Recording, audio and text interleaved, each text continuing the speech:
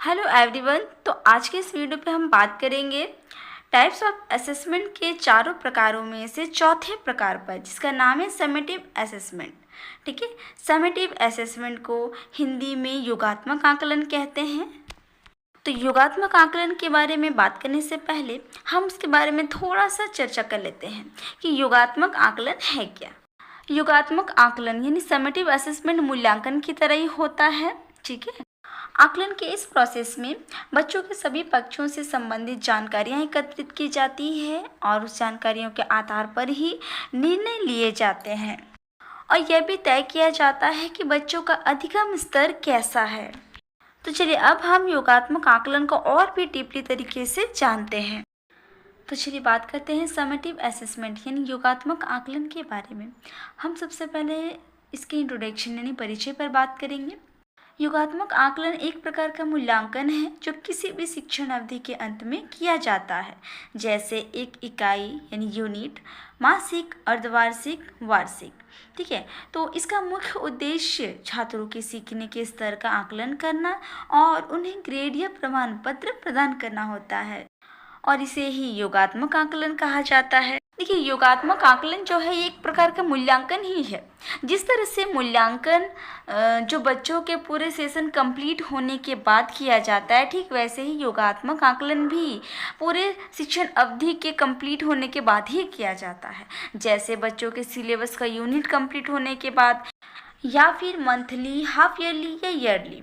ठीक है, और इस असेसमेंट का मुख्य उद्देश्य होता है छात्रों के सीखने के स्तर का आकलन करना और उसके आधार पर उन्हें ग्रेड या प्रमाण पत्र प्रदान करना। तो इसे ही हम योगात्मक आकलन यानी समेटिव असेसमेंट कहते हैं। चलिए बात करते हैं समेटिव असेसमेंट यानी योगात्मक आकलन पर। हम सबसे पहले योगात्मक आकलन के मीनिंग यानी उसके अर्थ पर बात करेंगे। योगात्मक आकलन का अर्थ प्रायः आकलित मूल्यांकन के संदर्भ में लिया जाता है, क्योंकि अंग्रेजी शब्द समेटिव का अर्थ योग है और योग का संबंध समेटिव यानी योगात्मक शब्द से है, अतः इसे योगात्मक आकलन के नाम से भी जाना जाता है। देखिए, योगात्मक आकलन को यहाँ आकलित मूल्यांकन भी कहा गया है। आकलित मूल्यांकन का मतलब है कि बच्चों के सभी पक्षों को आंकने के लिए जो उनका मूल्यांकन जो इवैल्यूएशन किया जाता है, यानी जो उनका फाइनल एग्ज़ाम होता है, चाहे हाफली हो चाहे ईयरली हो, ठीक है, सेमेस्टर वाइज हो, मंथली हो, जैसा भी हो, तो इन सभी जो एग्ज़ाम्स हैं इन्हें हम मूल्यांकन कहते हैं। तो बच्चों के सभी पक्षों को आंकने के लिए उनका मूल्यांकन किया जाता है। तो ठीक यही अर्थ योगात्मक आकलन का भी है। ठीक है, योगात्मक आकलन का मतलब है कि बच्चों के सभी पक्षों का, यानी उन्होंने ओवरऑल क्लासरूम में जितना भी सीखा, सेशन में जितने भी चीज़ों को सीखा है, उन सभी चीज़ों का योग निकालने के लिए उनका मूल्यांकन किया जाता है, जिसको हम योगात्मक आकलन भी कह सकते हैं। क्योंकि अंग्रेजी शब्द समेटिव का अर्थ योग है और योग का संबंध समेटिव योगात्मक शब्द से है। ठीक है, अतः इसे योगात्मक आकलन के नाम से भी जाना जाता है। क्योंकि देखिए, समेटिव का मतलब जो है योग है, इसलिए इसको हम योगात्मक आकलन के नाम से भी जानते हैं। देखिए, योग का मतलब ही है सभी चीज़ों को जोड़कर उनका एक फाइनल परिणाम निकालना। तो ठीक वैसे ही योगात्मक आकलन बच्चों के सभी पक्षों की जानकारियों को एकत्रित करता है और उनका एक फाइनल परिणाम निकालता है कि बच्चों ने पूरे सेशन में, पूरे वर्ष भर में क्या और कितना सीखा, कितना अचीवमेंट हासिल किया है और उनका कितना बिहेवियर में चेंजेस आया है। और इन सब का पता लगाने के लिए बच्चों का समेटिव असेसमेंट यानी योगात्मक आकलन किया जाता है, जिसे हम लोग मूल्यांकन यानी इवैल्यूएशन भी कह सकते हैं। इस आकलन से छात्रों के संपूर्ण पक्षों से संबंधित सूचनाएं एकत्रित की जाती है तथा उनका संश्लेषण एवं विश्लेषण करते हुए छात्रों का मूल्यांकन किया जाता है। देखिए, योगात्मक आकलन एक फाइनल असेसमेंट है जिसमें बच्चों के सभी पक्षों से संबंधित बहुत सारी जानकारियाँ एकत्रित करता है और उन सभी जानकारियों के बारे में संश्लेषण और उनका विश्लेषण करते हुए फिर छात्रों का मूल्यांकन किया जाता है। योगात्मक आकलन के अंतर्गत शिक्षक की भूमिका महत्वपूर्ण होती है। इसमें शिक्षक द्वारा छात्रों के हित में आकलन की प्रक्रिया के माध्यम से अधिगम संबंधी निर्णय लिए जाते हैं। देखिए, इस असेसमेंट में टीचर्स का जो रोल होता है बहुत इंपॉर्टेंस होता है। इसमें टीचर्स क्या करते हैं, बच्चों के हित में बहुत सारे निर्णय लेते हैं। ठीक है, तो उनके हित में बहुत सारे असेसमेंट करते हैं, बहुत सारे असेसमेंट का प्रोसेस करते हैं ताकि वो ये पता कर सके कि उनका अधिगम स्तर कैसा है, उनका सीखने का स्तर कैसा है, ताकि उनके सीखने से संबंधित अलग अलग प्रकार के निर्णय वे ले सके। कि बच्चों को कैसे सिखाना है, कितना सिखाना है, ठीक है। तो इन सभी चीज़ों से संबंधित निर्णय ले सके, इसलिए यहाँ पे टीचर्स का बहुत बड़ा रोल होता है कि वे बच्चों के हित में बहुत सारे असेसमेंट के प्रोसेस करते हैं ताकि वे बच्चों को सिखाने से संबंधित सही निर्णय ले सके। सर्वप्रथम योगात्मक आकलन में छात्र की अधिगम उपलब्धि के बारे में शिक्षक द्वारा निर्णय लिया जाता है। इस निर्णय का आधार छात्र द्वारा संपन्न की जाने वाली विभिन्न प्रकार की गतिविधियां होती हैं। इन गतिविधियों का संबंध छात्र की आयु स्तर एवं विषय वस्तु से संबंधित होगी। इन गतिविधियों में शिक्षक द्वारा परीक्षणों का प्रयोग करके तथा आकलन का प्रयोग करके छात्र के संबंध में निर्णय लिया जाएगा। देखिए, इस आकलन में सबसे पहले टीचर्स क्या करते हैं, बच्चों के अधिगम उपलब्धि के बारे में बहुत सारे निर्णय लेते हैं। यानी बच्चों ने सीखने के संबंधित जो भी अचीवमेंट हासिल किया, सीखने के दौरान जो भी अचीवमेंट उन्होंने हासिल किया है, इनके बारे में बहुत सारी वे निर्णय लेते हैं। और इस निर्णय का जो आधार है वह उनकी अलग अलग एक्टिविटीज़ है। यानी बच्चों अलग अलग एक्टिविटीज़ करते हैं, तो बच्चे की इन एक्टिविटीज़ के आधार पर ही टीचर्स उनके अधिगम से संबंधित निर्णय लेते हैं। और इन एक्टिविटीज़ का संबंध बच्चों के आयु स्तर और उनकी विषय वस्तु से संबंधित होता है।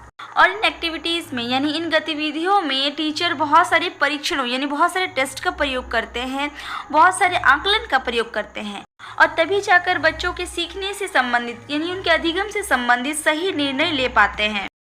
तो अब हम समेटिव असेसमेंट का एक छोटा सा डेफिनेशन ले लेते हैं। ये डेफिनेशन दिया है प्रोफेसर एस.के. दुबे के अनुसार। इनका मानना है कि योगात्मक आकलन एक व्यापक प्रक्रिया है जो कि छात्रों का शैक्षिक, व्यक्तिगत एवं व्यवहारिक मूल्यांकन करती है तथा छात्रों के सभी पक्षों के विकास स्तर को स्पष्ट करती है। तो इनके द्वारा दी गई जो परिभाषा है, इससे ये और भी ज़्यादा स्पष्ट हो जाता है कि योगात्मक आकलन एक बहुत बड़ा प्रोसेस है, एक बहुत व्यापक प्रक्रिया है, ठीक है, जो बच्चों के शैक्षिक, व्यक्तिगत एवं व्यवहारिकता का मूल्यांकन करती है। और इस मूल्यांकन के माध्यम से बच्चों के विभिन्न पक्षों का विकास स्तर का पता चलता है, यानी उनका जो ओवरऑल डेवलपमेंट का जो लेवल है ये पता चलता है। तो अब बात करेंगे कैरेक्टरिस्टिक्स ऑफ समेटिव असेसमेंट पर, यानी योगात्मक आकलन की विशेषताएं पर। सबसे पहली विशेषता है निर्णयन की प्रक्रिया। योगात्मक आकलन को निर्णय के प्रक्रिया के रूप में स्वीकार किया जाता है। इसमें शिक्षक द्वारा छात्र की अधिगम उपलब्धि के बारे में निर्णय लिया जाता है। देखिए, योगात्मक आकलन की सबसे पहली विशेषता है कि यह निर्णयन की प्रक्रिया है। यहाँ टीचर्स बच्चों के अधिगम उपलब्धि से संबंधित बहुत सारे निर्णय लेते हैं। दूसरा है विषय वस्तु एवं आयु स्तर। शिक्षक द्वारा छात्रों के संबंध में जो भी निर्णय लिए जाते हैं उनका प्रमुख आधार विषय वस्तु एवं छात्र के आयु वर्ग को माना जाता है। देखिए, ये योगात्मक आकलन की दूसरी विशेषता है कि टीचर्स क्या करते हैं, बच्चों के संबंध में बहुत सारे निर्णय लेते हैं और इन निर्णय का जो प्रमुख आधार होता है उनका विषय वस्तु और बच्चों का आयु स्तर होता है। यानी कि योगात्मक आकलन का एक खास विशेषता यह है कि यहाँ टीचर्स बच्चों के सीखने के संबंध में जो भी निर्णय लेते हैं वह उनके विषय वस्तु को और उनके आयु को देखते हुए लेते हैं, उनके अनुसार लेते हैं। अब तीसरा है प्रशिक्षण एवं कार्य आधारित प्रक्रिया। इसमें परीक्षण एवं विविध कार्यों के माध्यम से आकलन का कार्य किया जाता है। जैसे गणित विषय में संक्रियाओं का आकलन करना है तो इनका आकलन दो प्रकार से होता है। प्रथम, छात्रों को गणित के प्रश्न प्रदान किए जाएं। द्वितीय, छात्रों के कार्य व्यवहार का निरीक्षण किया जाए कि वह गणित संक्रियाओं का अपने दैनिक जीवन में कितना प्रयोग करते हैं। देखिए, इस आकलन का एक तीसरा विशेषता है कि ये प्रशिक्षण और कार्य पर आधारित प्रक्रिया है और इस प्रक्रिया में बहुत सारे टेस्ट और बहुत सारे कार्य किए जाते हैं जिसके माध्यम से आकलन का यह कार्य संपन्न किया जाता है। जैसे अगर गणित विषय के संबंध में कोई आकलन करना है तो यह आकलन दो प्रकार से होता है। सबसे पहले छात्रों को गणित के प्रश्न दिए जाते हैं, ठीक है, और दूसरे में छात्रों के कार्य व्यवहार का निरीक्षण किया जाता है। यानी कि गणित के जो भी प्रश्न उन्हें दिए गए हैं उन प्रश्नों को वे बच्चे अपने डेली लाइफ में कैसे अप्लाई कर रहे हैं, इन सभी चीज़ों का निरीक्षण किया जाता है, इन सभी व्यवहारों का निरीक्षण किया जाता है। तो इस तरह से ये जो आकलन है ये प्रशिक्षण और कार्य पर आधारित है। अब चौथा है छात्रों के कार्य व्यवहार का आकलन। योगात्मक आकलन की प्रक्रिया छात्रों के कार्य व्यवहार पर आधारित होती है। इसमें छात्र के कार्य व्यवहार का आकलन करके उसको यह सिखाया जाता है कि उसे प्रत्येक कार्य के लिए तथा गतिविधि के लिए अपने आप को इच्छा सिद्ध करने के लिए कौन कौन से तत्वों को ध्यान में रखना चाहिए। देखिए, इस आकलन की चौथी विशेषता है कि ये छात्रों के कार्य एवं व्यवहार पर आधारित प्रक्रिया है। ठीक है, इसमें छात्रों के व्यवहार का आकलन करके उन्हें यह सिखाया जाता है कि प्रत्येक कार्य को कैसे करना है। ठीक है, गतिविधि के लिए अपने आप को इच्छा सिद्ध करने के लिए कौन कौन से तत्वों को भी ध्यान में रखना है। अब पांचवा है कौशल विकास की प्रक्रिया। आकलन की प्रक्रिया में छात्रों के प्रत्येक गतिविधि को संपन्न करने के लिए कुशलता प्रदान की जाती है, जिससे वह प्रत्येक कार्य एवं क्षेत्र में अपना श्रेष्ठ प्रदान कर सके। देखिए, इस आकलन की एक और विशेषता यह है कि यहाँ बच्चों के एक्टिविटीज़ को संपन्न कराने के लिए उन्हें कुशलता प्रदान किया जाता है। ठीक है, जिससे कि वे हर क्षेत्र में हर कार्य में अपना बेस्ट दे सके। तो इसीलिए इस आकलन की विशेषता कौशल विकास की प्रक्रिया भी है। अब छठा है छात्र जागरूकता की प्रक्रिया। योगात्मक आकलन की प्रक्रिया में छात्रों को जागरूक किया जाता है कि वह अपने बारे में जो भी शिक्षक द्वारा निर्णय लिए जाते हैं उनके संदर्भ में पूर्ण ज्ञान रखें, जिससे वह अपनी त्रुटियों को समझ सकेगा तथा उनमें सुधार करते हुए अधिगम स्तर को सुधार सकेगा। देखिए, यह आकलन की एक बहुत महत्वपूर्ण विशेषता यह भी है कि इस आकलन की प्रक्रिया के माध्यम से बच्चों को जागरूक किया जाता है। उन्हें यह जागरूक किया जाता है कि टीचर्स जो भी उनके संबंध में निर्णय ले रहे हैं वे कितना सही है। उस निर्णय का पूरा ज्ञान बच्चे रखें ताकि उन्हें अपनी गलतियों का पता चले और जो भी त्रुटियां हैं उनका पता चले और समय पर वो उन त्रुटियों को सुधार सके, तभी जाके उनके अधिगम स्तर में सुधार आएगा। तो इस प्रकार से छात्रों को जागरूक करना भी इस आकलन की प्रक्रिया का एक महत्वपूर्ण विशेषता है। अब सातवां है ग्रेड एवं अंक संबंधी प्रक्रिया। योगात्मक आकलन में शिक्षक द्वारा छात्रों को ग्रेड प्रदान किए जाते हैं। ग्रेड एवं अंक प्रदान करने से पूर्व छात्र एवं शिक्षक के बीच वार्ता होती है, यानी बातचीत होती है। इस वार्ता में छात्र की अधिगम संबंधी गतिविधियों एवं कार्यों को प्रमुख स्थान दिया जाता है। देखिए, योगात्मक आकलन में टीचर्स क्या करते हैं, बच्चों से अलग अलग तरह के परीक्षण लेते हैं, अलग अलग तरह के एक्टिविटीज़ करवाते हैं और इसके बाद परिणाम स्वरूप उन्हें ग्रेड या अंक प्रदान करते हैं। ठीक है, और ये अंक और ग्रेड प्रदान करने से पहले टीचर क्या करते हैं, छात्रों से बातचीत करते हैं और इस बातचीत में टीचर बच्चों के सीखने से संबंधित जो भी गतिविधियां हैं, जो एक्टिविटीज़ है, जो कार्य है, इन सभी चीज़ों को सबसे पहले स्थान देते हैं ताकि इन्हीं एक्टिविटीज़ और कार्य के माध्यम से उन्हें ग्रेड या अंक प्रदान कर सके। तो इस तरह से ग्रेड या अंक संबंधी जो प्रक्रियाएं होती हैं इस आकलन में, इसकी भी एक महत्वपूर्ण विशेषता होती है। अब आठवां है शिक्षक की प्रमुख भूमिका।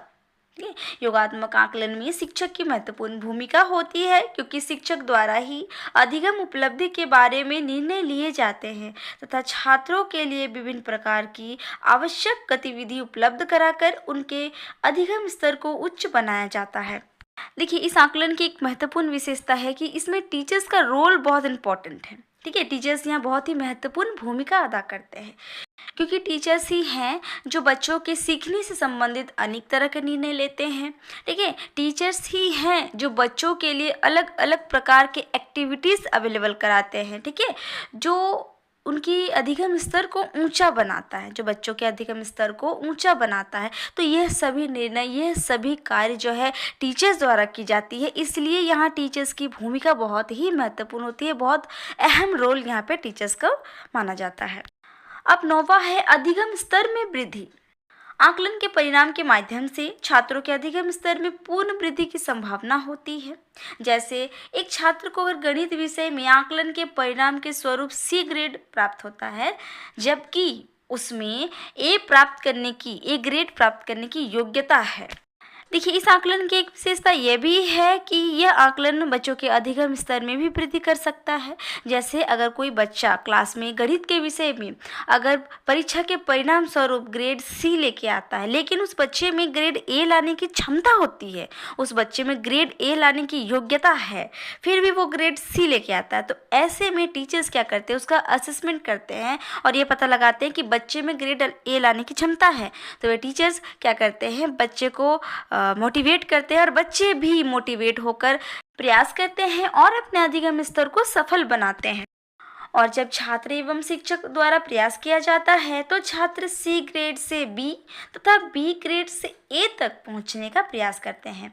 देखिए, यहाँ वही बोला जा रहा है कि जब टीचर्स और बच्चे दोनों ही मिलकर प्रयास करेंगे तो बच्चा ज़रूर से सी ग्रेड से बी में और बी से लेकर ए ग्रेड तक पहुंचने का प्रयास करेंगे।